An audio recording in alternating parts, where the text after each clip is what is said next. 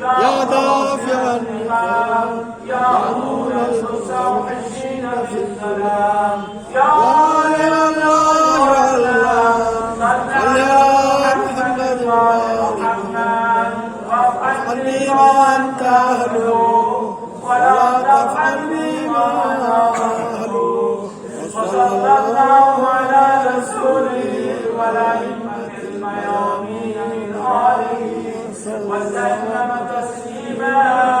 كثيرا